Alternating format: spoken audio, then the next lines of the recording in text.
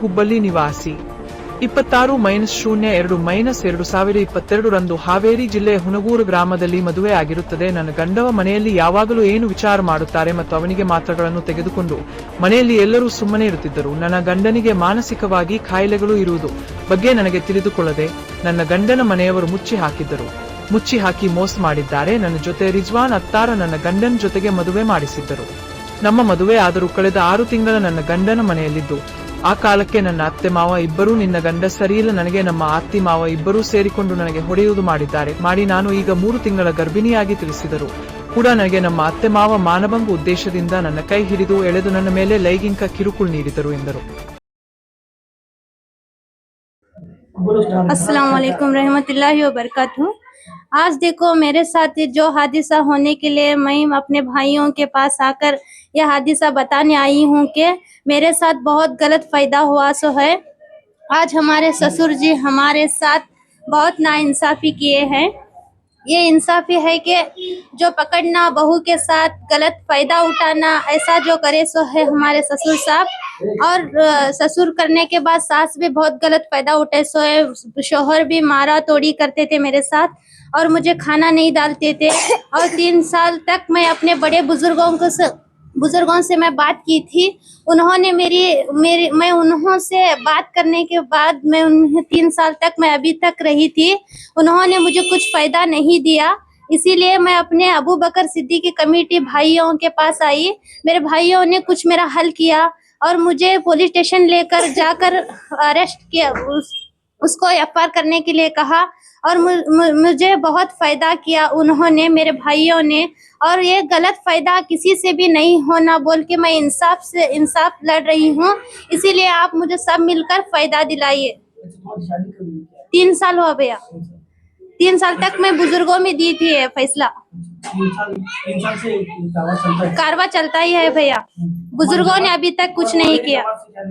नहीं भैया, कुछ भी बात नहीं की ना। अभी 3 साल तक आज कर तुम कल कर तुम बोल के मुझे टिकाया भैया।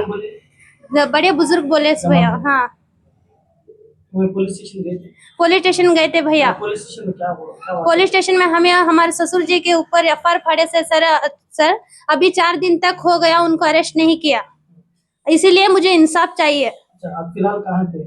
मैं अपने माँ के घर में है। हाँ, कभी शोहर घर में अभी नहीं आए, उनको बेटा होना था कहते, इसीलिए वो मुझे बुला के नहीं गए।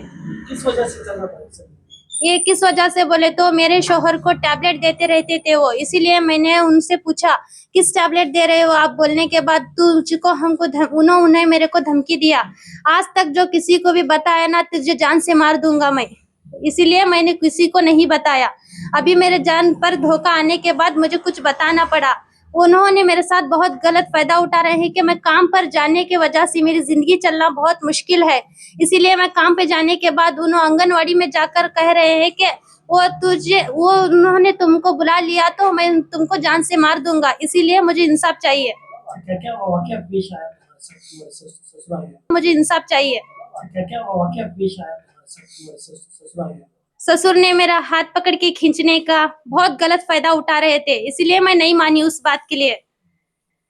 ऐसी शिकायत तुम्हारे शोहर से की थी? शोहर से की थी मैं। शोहर ने क्या कहा, डैडी ने पकड़ा तो क्या हो गया, और सासू माँ से कहा अब्बा मेरे साथ गलत फायदा उठा रहे हैं, रहने दे, अब्बू जी पकड़े तो क्या हुआ बोल को फायदा उठाए नो मेरे साथ।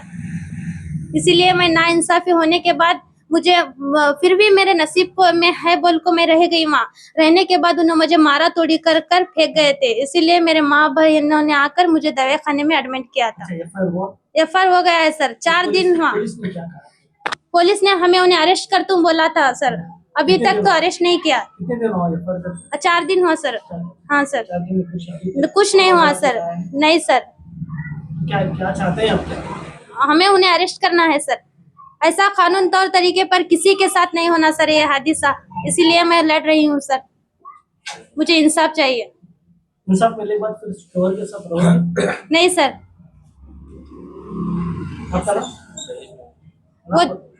वो दहेज भी मांग रहे हैं सर, गाड़ी चाहिए, बाइक, वॉशिंग मशीन, फ्रिज, ये तक भी मेरे को टॉर्चर किया है सर उन्होंने। कितने बच्चे क्या हैं? एक बेटी है सर, 3 साल की है बच्ची। हाँ, उनको बेटा चाहिए था सर। ಈ ನಮ್ಮ ಭಾಷಾ ಸಂಬುಲ್ಲ ಅವ್ರು ಯಾವ ತರ ಹೇಳಿದ್ದಾರೆ, ಅವರು ಓಣಿಯದ ದೊಡ್ಡವರ ಕಡೆ ಹೋಗಿ ಅವರು ನ್ಯಾಯವನ್ನು ಕೇಳಿದ್ದಾರೆ. 2 ವರ್ಷ 3 ವರ್ಷ ಆದ್ರೆ ಅವ್ರಿಗೆ ನ್ಯಾಯ ಸಿಕ್ಕಿಲ್ಲ. ಆವಾಗ ಅವರು ಹೋಗ್ಬೇಕು ಸಿದ್ದಿಗೆ ರದ್ದಿಲ್ಲ ತಲಾನು ಕಮಿಟಿಗೆ ಬಂದು ಲೇಟರ್ ಕೊಟ್ಟಿದ್ದಾರೆ. ಆದರೆ ಇಲ್ಲಿ ಇದ್ದಂತಹ ಓಣಿ ದೊಡ್ಡವ್ರದ್ದು ಮಾತನ್ನು ಮರ್ಯಾದೆ ಕೊಟ್ಟಿಲ್ಲ ಅವರು. ಇಂಥ ಕೆಲಸ ಯಾವಾಗ ಆಗಬಾರ್ದು.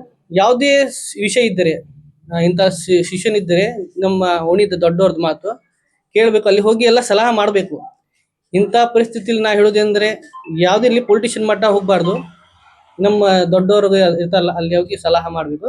ಮತ್ತೆ ಇವ್ರು ಕಂಪ್ಲೇಂಟ್ ಮಾಡಿದ್ದಾರೆ ನಮ್ಮ ತಂಗಿ. ಇವಾಗ ಇನ್ನೂ ಮಟ್ಟ ಅರೆಸ್ಟ್ ಆಗಿಲ್ಲ. ನಾ ಶಶಿಕುಮಾರ್ ಸಾವ್ಗೆ ನಾನು ಒಂದು ರಿಕ್ವೆಸ್ಟ್ ಮಾಡ್ತಾ ಇದ್ದೇನೆ, ಇದಕ್ಕೆ ಬೇಕು ಇನ್ನು ನೀವು ಆಕ್ಷನ್ ತಗೊಂಡು ಅವ್ರಿಗೆ ಅರೆಸ್ಟ್ ಮಾಡಬೇಕು. ನಾ ಅವ್ರಿಗೆ ಕೇಳಿದ್ ಸರ್, ಬಟ್ ಅವರು ಏನು ಹೇಳ್ತಾರೆ, ನಾ ಟ್ರೈ ಮಾಡ್ತಾ ಇದ್ದೀವಿ, ಬಟ್ ಅವರು ಇಲ್ಲ, ಮನೆಯಲ್ಲಿ ಇಲ್ಲ, ಅವರು ಎಸ್ಕೇಪ್ ಆಗಿದ್ದಾರೆ ಅಂತ. ನಾ ಇದೇ ಎಜುಕೇಶನ್ ಎಲ್ಲಿ ಇದ್ರು ಅವ್ರಿಗೆ ಅರೆಸ್ಟ್ ಮಾಡಿ ಎಂತ ಶಿಕ್ಷೆ ಕೊಡ್ಬೇಕು. ಯಾವ ಮಾವ ಇಂಥವ್ರಿಗೆ ಯಾರಿಗೂ ಯಾವತ್ತೂ ಮಾಡಬಾರ್ದು ಅಂತ ಶಿಕ್ಷೆಯನ್ನು ಕೊಟ್ಟು ಒಂದು